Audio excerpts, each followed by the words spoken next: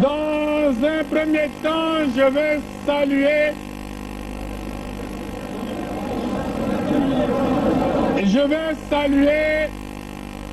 la population de Brazzaville qui a réussi ce grand rassemblement sous l'égide de l'Alliance URD. Pendant de longues années, nous nous sommes battus pour la paix, pour l'unité nationale, et nous en avons donné les preuves. Cependant, est vrai le fait que jamais je ne pourrai accepter que la Constitution soit violée.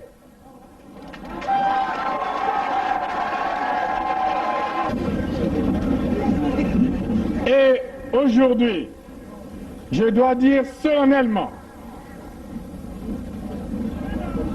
à nos amis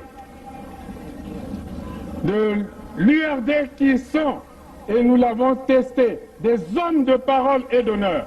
Et nous avons dit,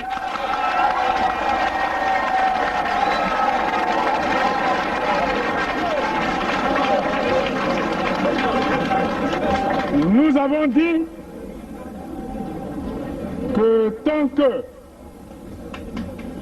nos partenaires se maintiendront sur ces positions qui respectent les engagements pris, les intérêts des partis, les intérêts de notre peuple, la défense de la démocratie et des libertés, nous resterons fermes sur ces positions et j'ai dit tout à l'heure d'entrée de jeu que nous avons ainsi réalisé, et vous le voyez, le véritable socle de l'unité nationale et de la paix.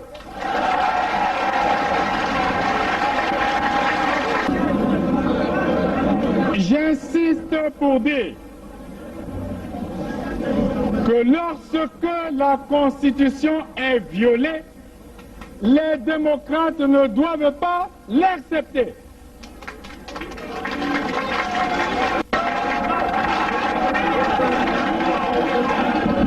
Jamais, jamais,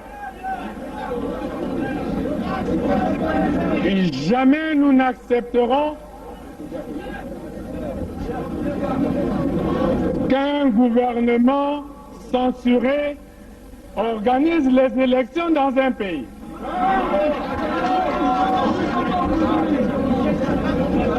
Et nous prenons l'opinion internationale à témoin. Jamais, jamais nous n'accepterons que soient organisées des élections hors la loi.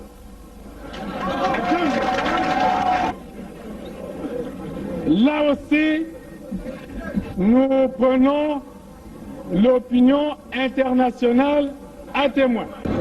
Je crois que tous les responsables de ce pays doivent penser aux intérêts du peuple, à la paix et à l'unité nationale. Partout ailleurs en Afrique où les dirigeants se sont permis de méprise sur ces questions, ces dirigeants ont plongé leur peuple dans les drames que nous connaissons.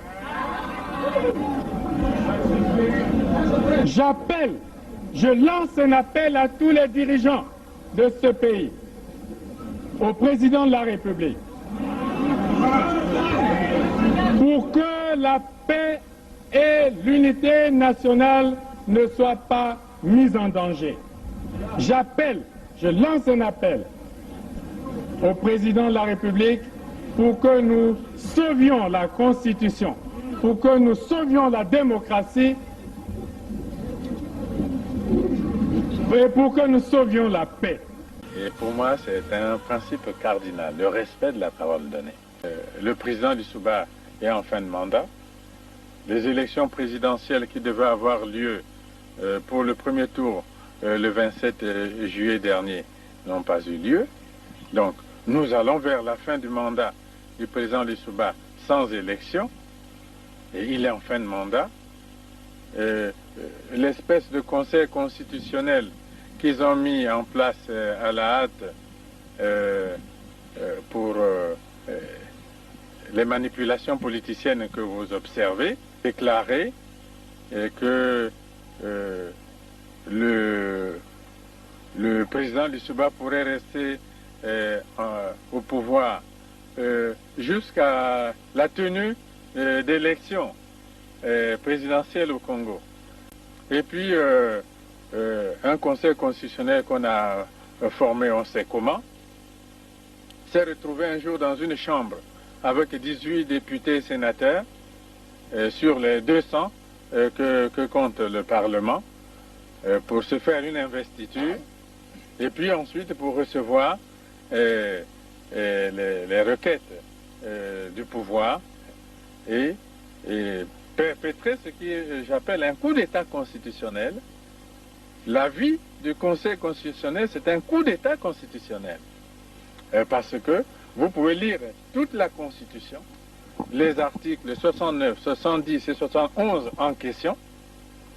On n'a pas besoin d'être un grand clerc pour conclure que nulle part la Constitution ne donne au Conseil constitutionnel le pouvoir de proroger le mandat du président de la République. Nulle part. À plus de 70 ans, on n'est plus éligible. À plus de 70 ans, on n'est plus éligible. La Constitution prévoit qu'à 70 ans,